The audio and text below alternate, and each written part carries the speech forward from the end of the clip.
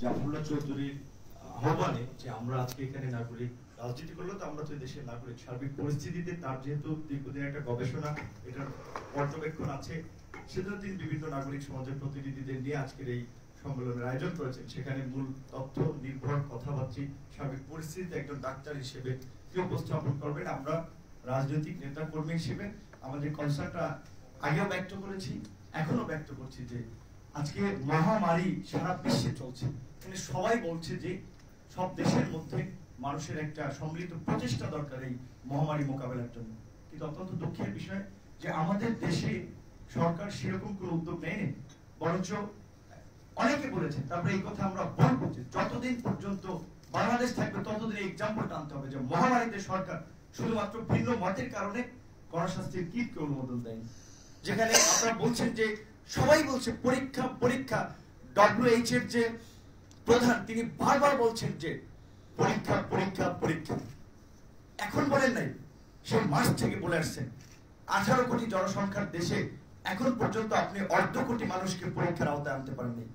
গতকালকে পর্যন্ত সম্ভবত 48 লাখ সামথিং মানুষকে আপনারা পরীক্ষা করতে পেরেছেন, 1 কোটিও করতে পারেন নাই। অর্থাৎ 18 জনের মধ্যে একজনকে এখন পর্যন্ত পরীক্ষা আনতে পারেননি। আইসিইউর কথা বলছেন, শুরুর যে ভ্যারিয়েন্টটা ছিল সেটা যতটা না প্রকট ছিল বাংলাদেশের প্রেক্ষাপটে, এখন অনেক প্রকট হচ্ছে, অল্পতেই অক্সিজেন স্বল্পতা তৈরি হচ্ছে। এবং আগে যেখানে প্রতি 10 জনে একজনের আইসিইউ লাগতো, এখন সেখানে প্রতি 10 জনে 2-3 জন আইসিইউ লাগতেছে। এবং সাকিব ভাই বলেছেন 1169টা আইসিইউ, সেগুলো তো শুধু করোনার জন্য আইসিইউ না, জেনারেল আইসিইউ সহ করোনার জন্য সম্ভবত মাত্র 550 আইসিইউ আছে। 18 কোটি জনসংখ্যার দেশে আমরা সরকারকে জিজ্ঞাসা করতে চাই, আমাদের একটা তথ্য জানতে চাই, একটা বছরে আপনারা 1000 আইসিইউ স্থাপন করতে পারলেন না। করোনা ছোট বরাদ্দ দিচ্ছেন, এই করেছেন সেই করেছেন, 1000 আইসিইউ আপনারা বৃদ্ধি করতে পারেন। কয়েকটি করোনা ডেডিকেটেড হসপিটাল করেছেন। আমরা দেখছি যে করোনার পরীক্ষা করতে গিয়ে এই যে লাইনে দাঁড়ান লাগতেছে মানুষ দাঁড়াচ্ছে, আক্রান্ত রোগীরা, কেউ কেউ ভালো মানুষ সে ধরনের সিমটম থেকে পরীক্ষা করতে যাচ্ছে, সে হচ্ছে আক্রান্ত হচ্ছে সেখানে গিয়ে, কারণ অনেক মানুষ রোদে দাঁড়াচ্ছে, তুমি ওখানে ক্লান্ত হয়ে যাচ্ছে, কেউ ওখানে অজ্ঞান হয়ে পড়ছে। এই ধরনের একটা অবস্থা কেন আপনারা 1 বছর সময় পেও শুরুর থেকে আমরা আপনাদের অবস্থাটা মেনে নিয়েছি যে মিসম্যানেজমেন্ট, আপনারা একটা নতুন অভিজ্ঞতার মধ্যে এসেছেন, আমরা কিছুটা মেনে নিয়েছি, কিন্তু একটা বছর পরে আপনারা পেরেছেন এর থেকে উত্তরণে একটা কার্যকর পদক্ষেপ গ্রহণ করতে। ভ্যাকসিন আমরা দেখেছি যে শুরু থেকে একটা দেশের উপরে নির্ভরশীল হয়ে গেলাম, এবং সেই ভ্যাকসিন ধরেন এটা জাফরুল্লাহ স্যার বলবেন, কিন্তু সাকিব ভাই যেটা বলেছে সেটা আমরা বিভিন্ন তথ্য মতেই যেটা পেয়েছি যে দক্ষিণ আফ্রিকার ভেরিয়েন্টটা কোনো ভ্যাকসিনই ওইভাবে এখন পর্যন্ত ইফেক্টিভ না।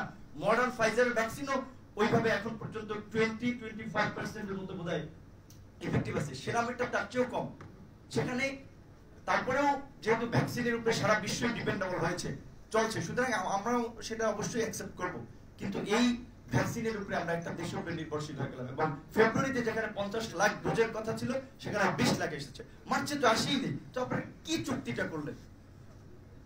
আপনাদের জনগণের প্রতি যেটা ময়নামূলক আমাদের প্রকৌশলী এবং বিভিন্ন নাগরিকরা বলেছে যে সরকারের প্রবলেমটা হচ্ছে যে তারা আসলে জনগণের ভোটে নির্বাচিত না হওয়ার কারণে তাদের জনগণের প্রতি দায়বদ্ধতাটা নেই।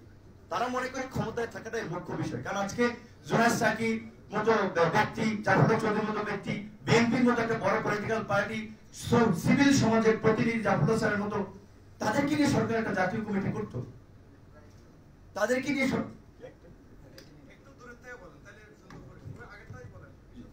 তাদেরকে নিয়ে যদি সরকার একটা জাতীয় কমিটি করতো, এখানে তো কোনো রাজনীতি না, একটা মহামারী পরিস্থিতি মোকাবেলা আপনারা কেন করলেন? তাই আপনাদের মধ্যে আহ্বান থাকবে যে আগের যা রাজনীতিতে ভুল হয়েছে মিসম্যানেজমেন্ট হয়েছে, এখন অন্তত প্রধানমন্ত্রীকে বলবো, এখন আর আমরা ওই বিতর্কে যেতে চাই না। তারা গণতান্ত্রিক ভাবে নির্বাচিত না, নির্বাচিত ভাবে বৈধ প্রধানমন্ত্রী না অবৈধ প্রধানমন্ত্রী, এখন আমরা দেশের মানুষকে বাঁচাতে চাই, দেশকে রক্ষা করতে চাই।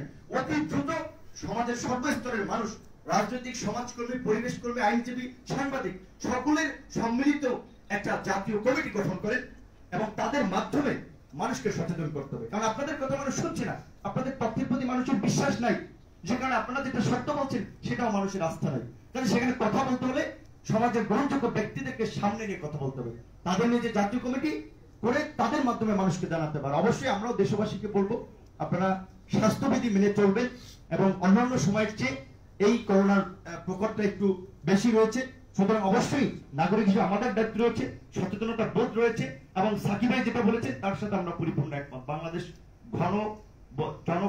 ঘনবসতিপূর্ণ দেশ, ছোট্ট একটা দেশ, সম্পদ সীমিত, কিন্তু তার মধ্যেও আমরা যদি পদক্ষেপ না নিয়েই কোনো মানুষকে বলি তুমি ঘর থেকে বের হবে না, গুলি করলেও তারা বের হবে, কারণ আগে তো পেটের তাগিদ তাদের। তো সাকিব ভাই যেটা বলছেন অত্যন্ত আমরা ব্যথিত হয়েছি কালকে পাঠাও চালকদের কিভাবে পিটিয়েছে মগবাজার মোড়ে। এটা কি কোনো মানবিক কাজ? আপনারা পাঠাও চালকদেরকে 1 মাস করে আপনারা 5,000 টাকা করে দেন, আপনারা গণপরিবহন চালাতে নিষেধ করছেন, অফিস কর্মচারী বা যারা একটু অফিস মেনটেন করে তাদের জন্য কি ব্যবস্থা নিয়েছেন? তারা কিভাবে চলাফেরা করবে? এমনিতে মানুষের ইনকাম কম, তারপরে দেখা যায় ওই যা বেতন পাবে তা ওই যে আপনার পার্সোনাল সিএনজি টেনজি ভাড়া দিতে দিতে তো শেষ। সমস্ত জিনিসপত্রের দাম বেড়েছে। সামনে রমজান মাস, প্রধানমন্ত্রী সংসদে বলেছেন দ্রব্যমূল্যের দাম নিয়ন্ত্রণে, কিন্তু তার বাস্তব দৃশ্য তো আমরা দেখতেছি না। সমস্ত জিনিসপত্রের দাম দাউ দাউ করে বাড়ছে। সেখানে সারা দেশের সাথে ট্রান্সপোর্ট সিস্টেম কি থাকবে? এই রমজানে যেন মানুষের এই মরার উপরে খাড়ারকে পড়তে না হয়, দ্রব্যমূল্যের ঊর্ধ্বগতির কারণে যেন নতুন বিপর্যয় নেমে না আসে। চালের বাজার, আপনাদের মন্ত্রীরা চালের সিন্ডিকেট মেনটেন করে আর দফায় দফায় চালের দাম বাড়ায়, আর একবার যেটা বাড়ে আর কমে না সেটা। কাজে সেই ক্ষেত্রে আমরা বলবো এই সম্মিলিত এই মহামারীতে আবারও আমরা বলবো বিনয়ের সাথে সবিনয় অনুরোধ করবো মাননীয় প্রধানমন্ত্রীকে যে আপনি অবশ্যই নাগরিক সমাজের প্রতিনিধি, রাজনৈতিক দলের নেতা কর্মীদের নিয়ে অতি দ্রুত একটা জাতীয় কমিটি করেন এবং একটা জাতীয় ঐক্যের আপনি উদ্যোগ নেন, এবং সেটার মাধ্যমে এই মহামারী মোকাবেলা করতে পারবেন, যার মাধ্যমে আমাদের অর্থনীতি ঠিক থাকবে, আমাদের সমাজ ব্যবস্থা ঠিক থাকবে। অন্যথায় কিছু নিয়ন্ত্রণ করতে পারবেন না। আরেকটা কথা বলে শেষ করব যে আমরা দেখেছি যে স্বাধীনতার সুবর্ণ জয়ন্তীর বিভিন্ন অনুষ্ঠান হয়েছে, সেখানে আমাদের দেশের মানুষকে রেখে বিদেশি অতিথিদের আনা হয়েছে, এবং আপনারা দেখেন মিলান যে তারপরেই কিন্তু করোনার আপনার প্রকটটা আরো বেড়েছে। আপনারা খুব সোয়াব করলেন জনগণকে একটা বিপর্যয়ের মুখে ফেলে, এবং সেখানে বিভিন্ন নাগরিক, বিভিন্ন ছাত্র সংগঠন, যুব সংগঠন, রাজনৈতিক সংগঠন তাদের গণতান্ত্রিক প্রতিবাদ জানিয়েছিল।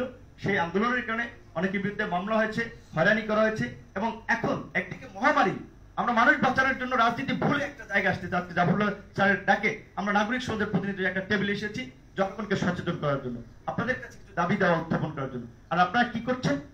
বাসা বাড়ি থেকে মানুষকে মধ্যরাতে তুলে নিয়ে আসছেন, থানায় নিয়ে আটকে রাখছেন, কাউকে গুম করছেন। এই রাজনৈতিক প্রতিহিংসা বন্ধ করেন। যাদেরকে এই মোদী বিরোধী আন্দোলন থেকে আটক করেছেন তাদের নিঃশর্ত মুক্তি দেবেন, এবং তাদের না শুধু, আমি অনুরোধ জানাবো যে আপনারা রাজনৈতিক সহনশীলতার জায়গা থেকে, উদারতার জায়গা থেকে সমস্ত রাজবন্দীর আপনারা মুক্তি দেবেন, কারণ জেলখানে তাদের করোনার সংক্রমণ হলে কি পরিস্থিতি হবে চিন্তা করতে পারছেন। কাজে এটাও সরকারকে বলবো মানবিক বিবেচনা থেকে সমস্ত রাজবন্দী এবং যারা লোক অপরাধে কারাগারে গিয়েছে তাদেরকে মুক্তি দেওয়ার ব্যবস্থা করবেন। নতুন করে রাজনৈতিক হয়রানি করবেন না, রাজনৈতিক হয়রানি বন্ধ করবেন। ধন্যবাদ। ধন্যবাদ নুরুল নূরকে।